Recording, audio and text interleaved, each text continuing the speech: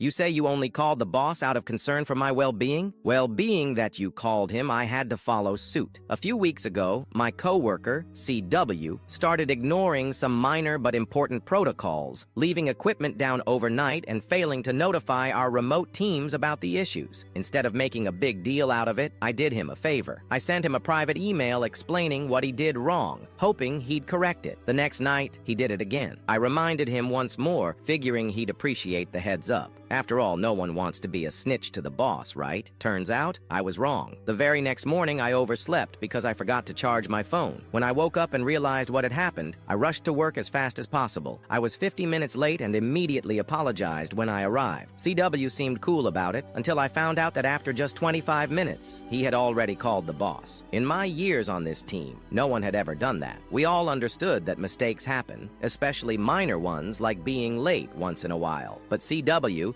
ever the concerned colleague, called our boss at 7:10 a.m. on a Saturday, claiming he was worried about my well-being. Even my boss was confused. He told CW to wait it out, sure that I'd show up soon. When I arrived, my boss reassured me that it was no big deal and admitted he had no idea why CW would even call. What could he do about it at 7 a.m.? Then my boss brought up something else. He asked about a piece of equipment that had been left down for over 6 hours. At that moment, I had no choice but to come clean. I explained that I had already emailed CW about it and that he repeated the mistake the very next day. My boss, now seeing a pattern, asked me to forward the emails to him so he could address it directly. He also asked me not to shield CW anymore because covering for him made the entire team look bad. At that moment, I realized something. CW had no problem throwing me under the bus for being late one time, so why should I keep covering for him? Since then, every mistake CW makes goes straight to the boss. I never realized how many things he screws up until I started paying attention. His errors are far more frequent than I expected, and I make sure our boss sees every single one. I don't talk to CW much these days, but I do find myself curious about his well-being.